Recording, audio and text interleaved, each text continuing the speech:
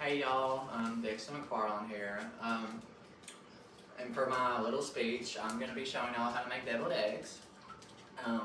Really easy recipe to make. It goes back forever in my family. I think in like every southern family. I don't know. But I heard it goes back to ancient Rome. Can't confirm or deny that. Maybe look it up on your own time. So, as you can see, got a pretty good boil here.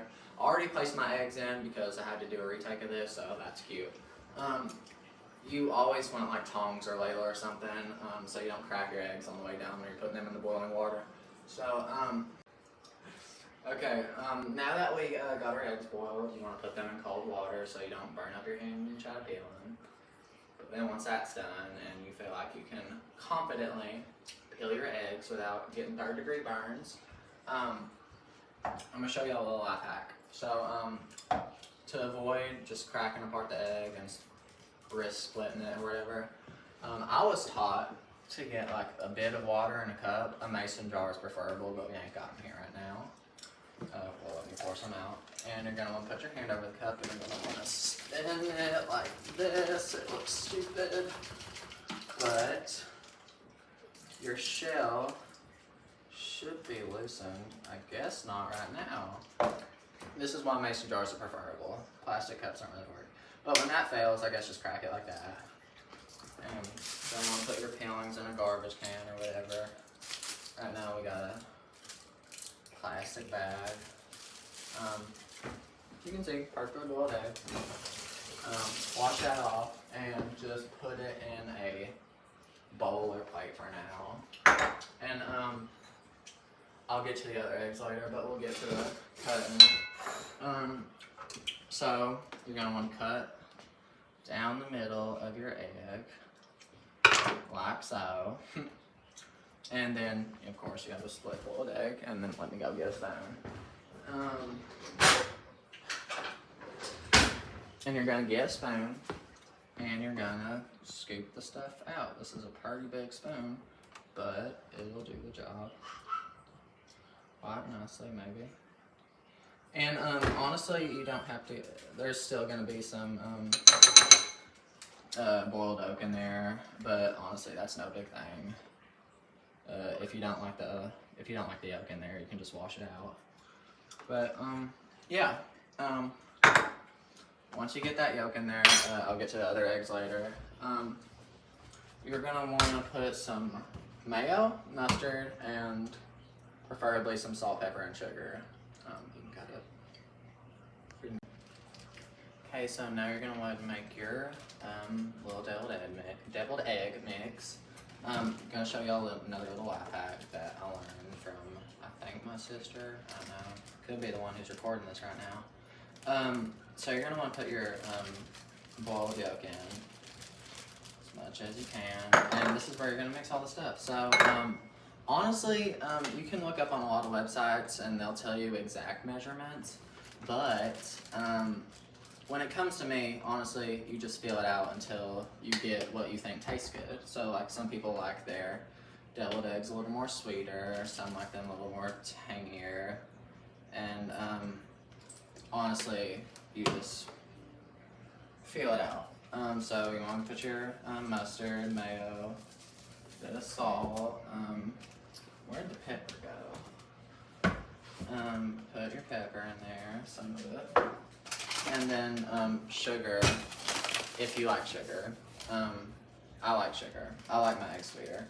So I'm going to put a pretty gracious amount in there. And you're going to close the bag. And there's a reason we put it in the bag too, other than mixing it. So you're going to want to squeeze that up until you get like a fine paste or whatever.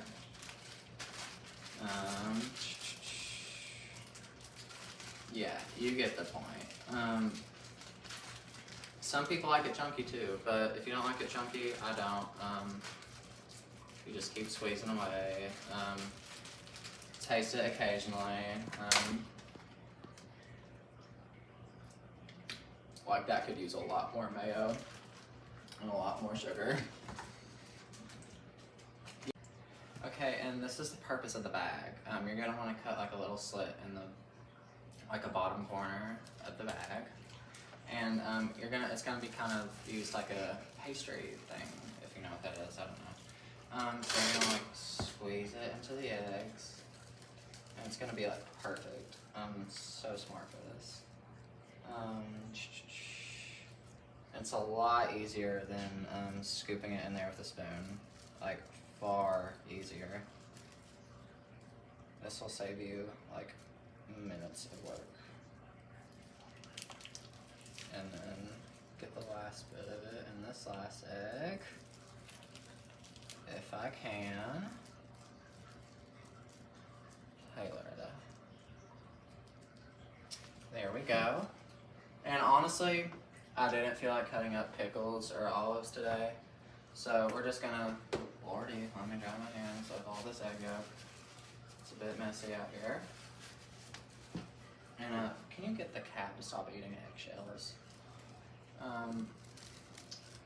Yeah. So, okay. And then you're gonna want to garnish with paprika if you want to. It's all up to you. Some people like it spicy, so they do chili powder. They might be insane. So just dab it on there. And then, of course, if you want olives on there, slice those up. If you want pickles, slice those up. It's too lazy to do it today, so here's the final product. And here, let me taste test it. Pretty darn good.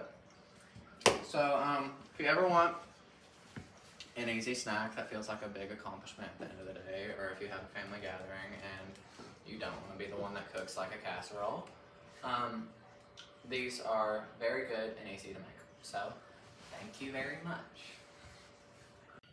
Hey y'all, got back home from work after recording the deviled egg session and realized I forgot to cite some sources. So I didn't need any sources to do my deviled egg recipe, but I figured if you wanted a more accurate recipe, I would just give you some sources. So yeah, here they are. It's probably backwards in the recording, ain't it? Well, if you can read it, then good on you. Thank you so much.